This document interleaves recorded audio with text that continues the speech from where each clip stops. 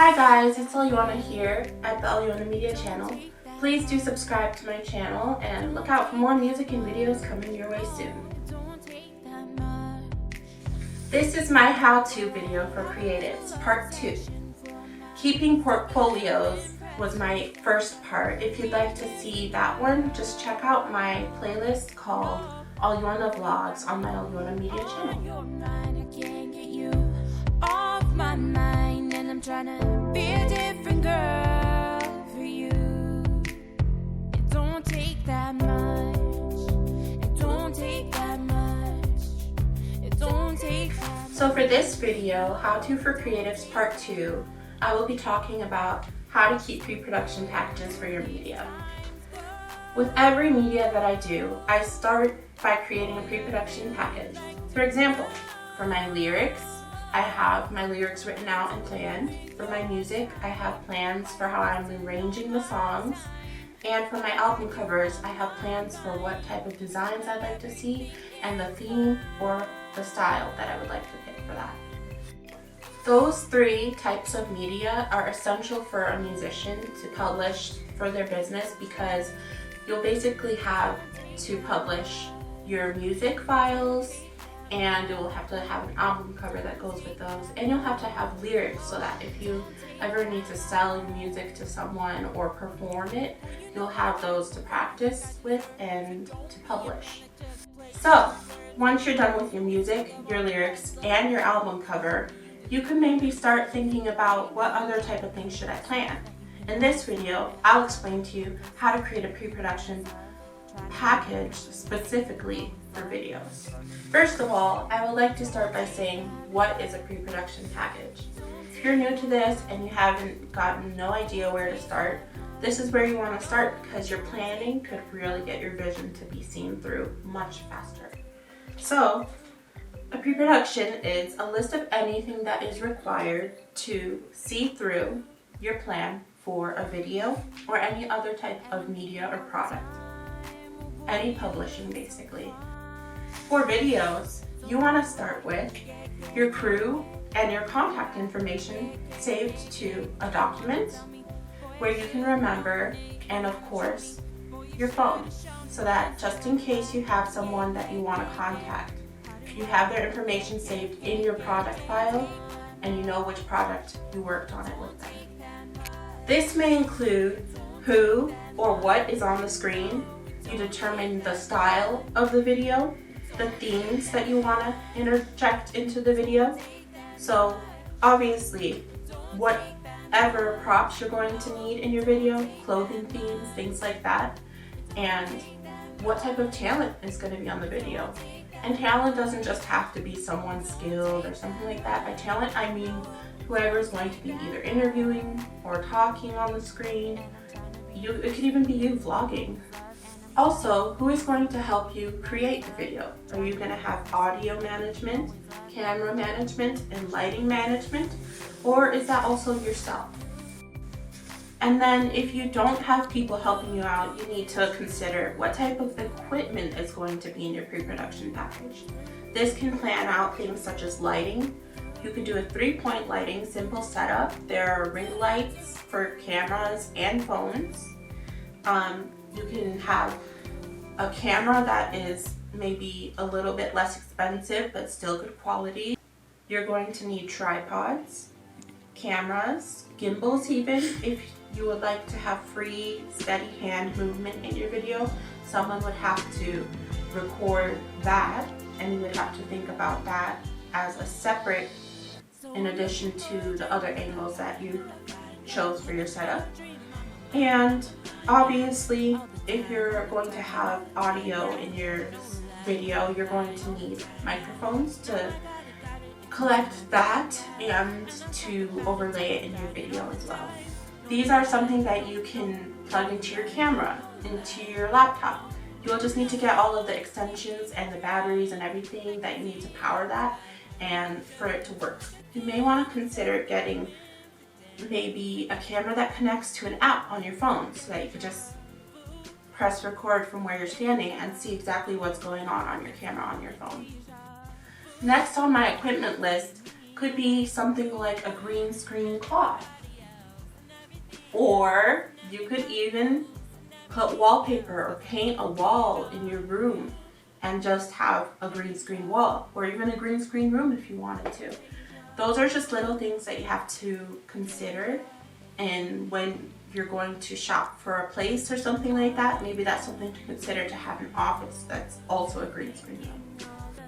Basically, like one of these, like something that you can hang on the wall could also be a green screen or just a background layout for your videos. And I love to use them because you can also put them on the floor and match the color of your wall, which then could be used as something that you could remove the background with. The next segment is your location. Are you going to have a studio? Are you going to have a green screen room? Or are you going to have a certain outdoor or indoor setting? This takes us back to the equipment setup for lighting. Do you still want to have lighting? Maybe you're outside in the dark and you need some light to make it seem more, not realistic, but as if it was in a studio as well. Because if it's in the dark, nobody can even see it unless you're trying to make it so scary. But okay, that's also a theme. So there's that. The next segment, which I consider the most important segment of video editing, is that you want to have a time-coded shot sheet, script, and storyboard. So the shot sheet and script are template images with time durations and text beside them, describing what during that time in the video is done and what in that video is said or written. So this could be a little drawing of what's going on in that frame, what second timestamp in the video it shows up, and also saying, oh, this is the text that will be in the caption next to this video, or this is what will happen in the video just described, just for myself, so nobody's going to see it in the video, but in the end it helps you delve through what your thoughts are for the video and how you want it to end up. The storyboard is the template videos in Premiere Pro.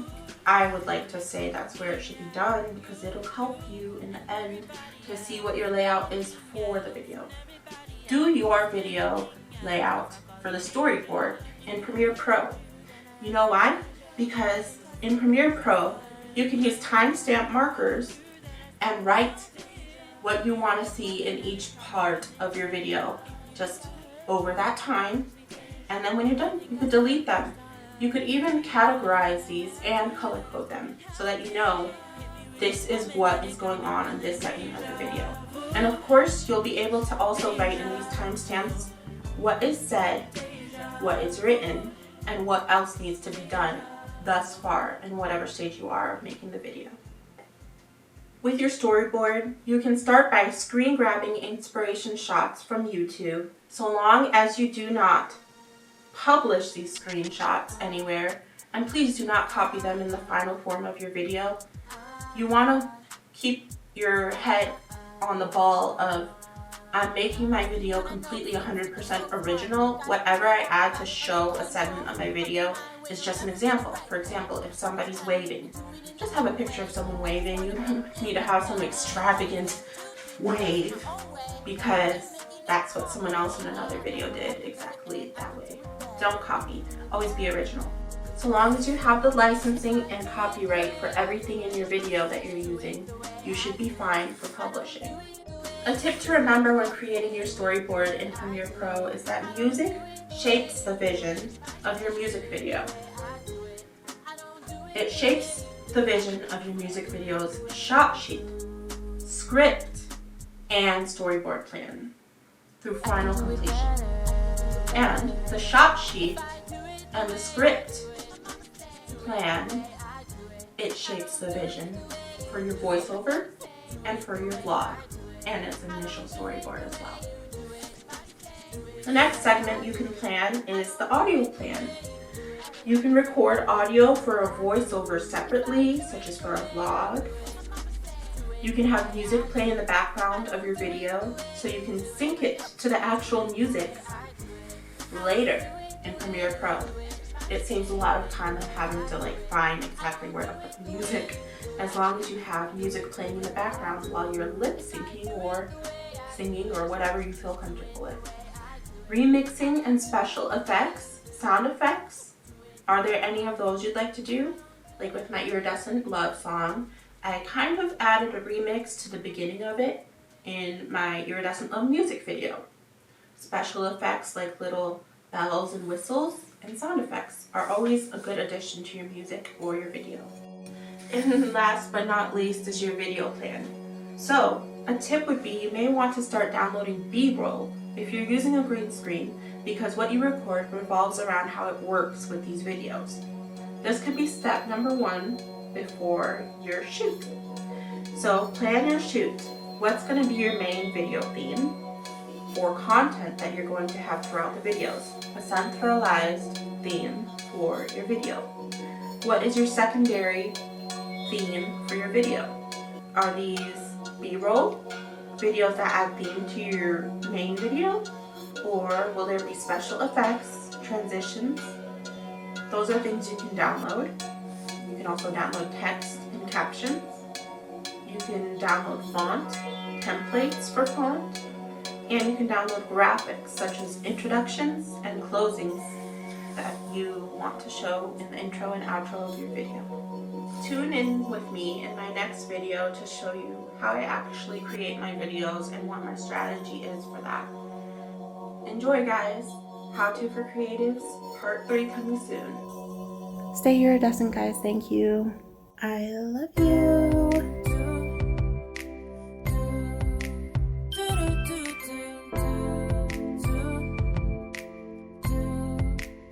It don't take that much.